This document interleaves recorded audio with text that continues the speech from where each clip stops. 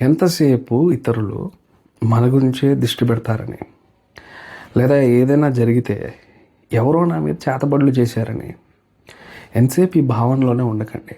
ఒకవేళ ఉండి దాన్ని నిర్మూలన చేసుకోవాలని చెప్పి వాళ్ళ దగ్గర వీళ్ళ దగ్గర వెళ్ళి డబ్బు ఖర్చు పెట్టి ఏమీ తగ్గలేదన్న భావనలో కూడా ఉండకండి. ఎందుకంటే ఇది మీ మనసుకు వచ్చినటువంటి భావన.